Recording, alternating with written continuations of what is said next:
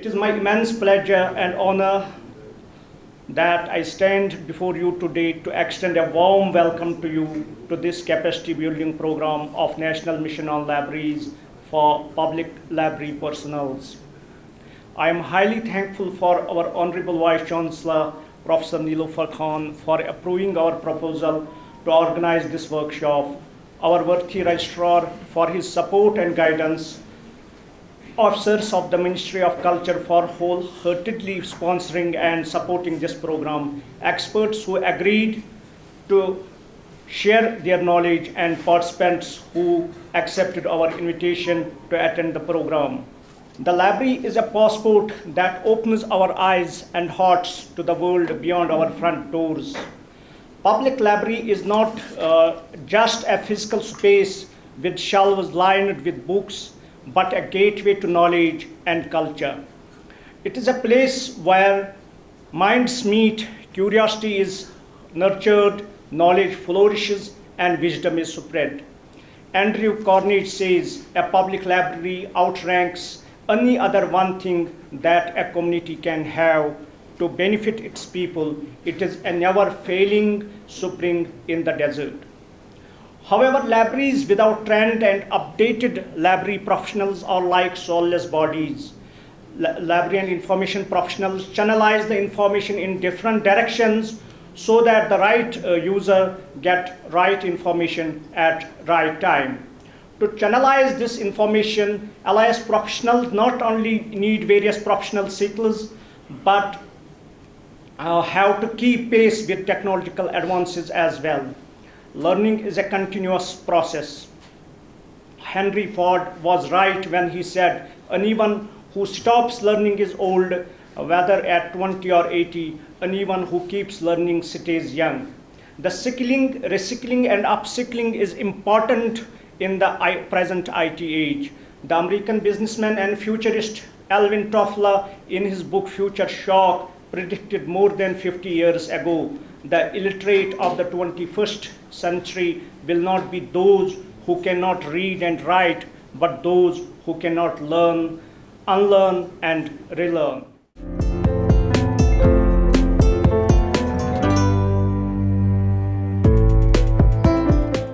Public libraries have played and have been playing a very critical role in making the societies knowledge societies. That's what we are talking today. Well, public libraries in India particularly have played an important role during the freedom struggle also. And that is the reason there are libraries, so many libraries in India, in interior rural villages too, today. And the government of India has shown its commitment to strengthen the public libraries after the independence, and the commitment that is being shown by the current government, and particularly by very proactive bureaucracy like Madam Mugdha Sinha ji, for expanding and strengthening public libraries in the country. I don't have to give you the real numbers of public libraries, but the way these are being strengthened in a mission mode through NML and all is very, most of you must be aware of it. We are now funding model libraries, central library and a district library all over the country, and we are happy that except two states and union territories, these libraries are in place. There 21 states we have already completed the libraries, and some more are going to come in the next few years. Apart from this, RRLF is also contributing to the strengthening of public libraries through matching and unmatching different kinds of schemes rather in all the states. And I'm happy that we are spending around 26 to 30 crores on this per year. And this year, 17 states have participated in this program, and we have given funding to many, many libraries. And of course, we are particularly encouraging those libraries which have completed 50 years, 100 years and all, and to take up programs for advocacy and for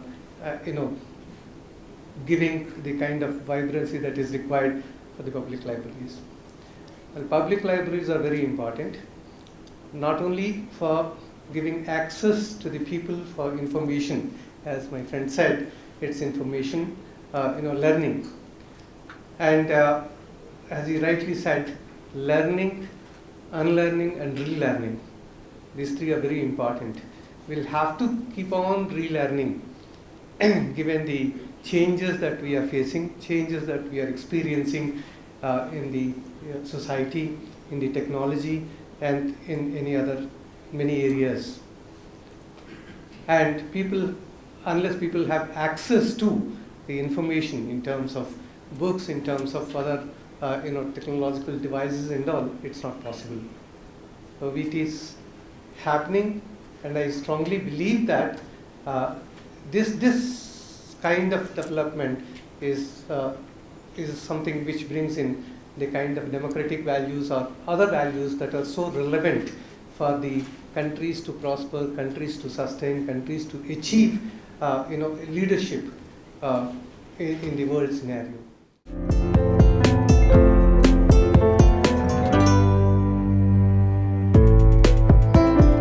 Let me begin by talking very candidly about public libraries. Somebody posted in the libraries, academic or public libraries is not a very glamorous position, and hence I think because of that we miss out on the kind of initiative, efforts and resources that can go in building the libraries, which actually are the repositories of all the knowledge systems that we have. And Kashmir in particular is a very, very syncretic culture that it has.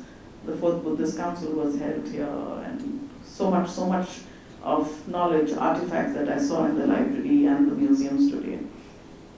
I will talk about what the government of India is doing across departments to give you a flavor of what is happening in this entire field of public libraries, which goes beyond what only the Ministry of Culture is doing.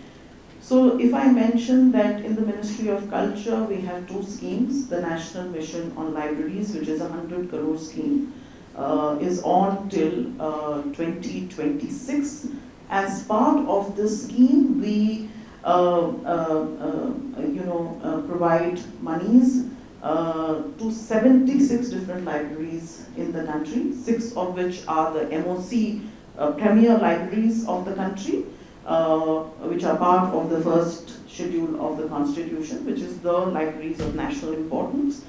Then, apart from these 6 libraries, we have about 70 libraries which are spread across the various states that we have. So one central library from each state and one district library, and we give monies to the tune of 2.23 crores to a central library and about 87 lakhs to a district library. And till date, except for two UTs which have not been able to benefit, we have managed to give these funds out to many libraries. This is a fund sharing scheme, so some part of the fund also comes from the state government. So that is one big initiative in the library system. The second initiative that we do is the National Mission on Manuscripts, which is about a 6 crore worth scheme, which is basically to look at all the different kinds of documents, archival records, manuscripts on different kinds of materiality, which is your palm leaf or your paper or your textile, your scrolls, which are more than 75 years plus, as per the Artifacts and Antiquities Act. So these manuscripts are actually huge amounts of heritage which needs preservation and conservation to keep them alive. I'm not even talking of, we've not actually moved beyond the preservation and preventive curation and conservation bit. Maybe a little bit of digitization has happened across the country, but we have yet to transliterate and translate these manuscripts and then go ahead to see different manuscripts on a particular subject and actually come out on books which have an aerial perspective of the subject matter of the manuscripts. Then moving from that, we have what is called the the National Book Trust, which is under the Ministry of Education, that actually has very recently, with a 5,000 crore grant from the Ministry of Finance, started a scheme to look at the libraries, the public libraries in the villages. So they are developing Adarsh libraries in the villages, because the libraries, I think, are like an anchor. Just like a ship has an anchor and a ballast, the books are like the ballast. They hold the library together in difficult times, because our difficult times are very ideational times. So the books are those ballast, and the library is the anchor. It holds the society together. So very, very important, 5,000 crores. And I urge everybody who's come here, please, we all belong to some village or to some city or to some town. Please go back and disseminate the knowledge of these schemes, so that people in the villages and the towns can take advantage of the money that the central government is making available, so that we can set up small libraries in the village, because that's where we all come from, no? So it is as part of a contribution to ensuring that the benefits that we have got, the access, the affordability that we have got in our times, we should be able to pass it on to the next generation.